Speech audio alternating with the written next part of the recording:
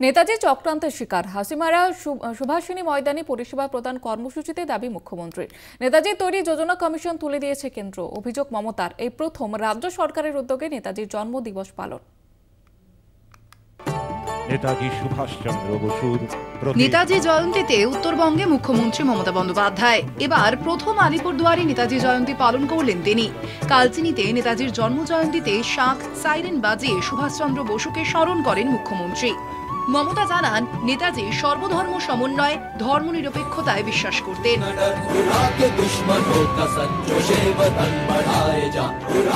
আমরা পশ্চিমবঙ্গ সরকারের পক্ষ থেকে এই প্রথম আমরা প্রতিবার করি।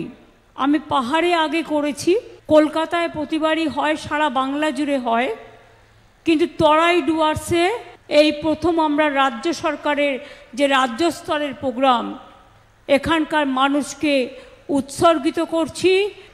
আর আন্দামান সেলুলার জেলের পর দ্বিতীয় যেখানে আমাদের স্বাধীনতা সংগ্রামীদের রাখা হয়েছিল সেটা হচ্ছে বক্সা।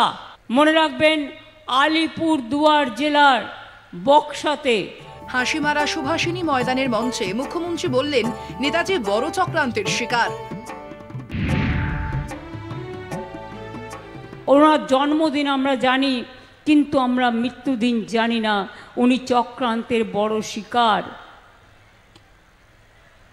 দুঃখ হয়, কত লড়াই করেছেন দেশের জন্য, অথচ সেই মানুষটার কোথায় হারিয়ে গেল আর খুঁজে পেলাম না আমরা।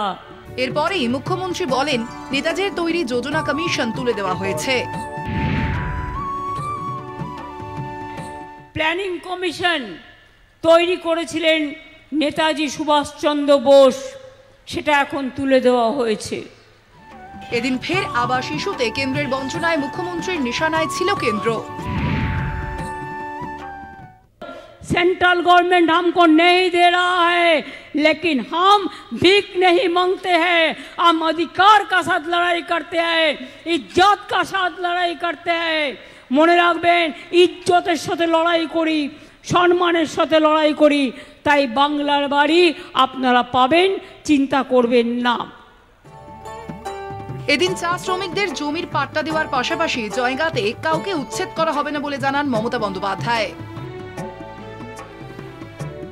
এখন চা বাগানে पट्टा দিচ্ছি, हम पट्टा दे रहा है, और पट्टा का बाद घर निर्माण करने के लिए और भी चाय बागान मजदूर को हम 1,20,000 रुपया दे रहा है।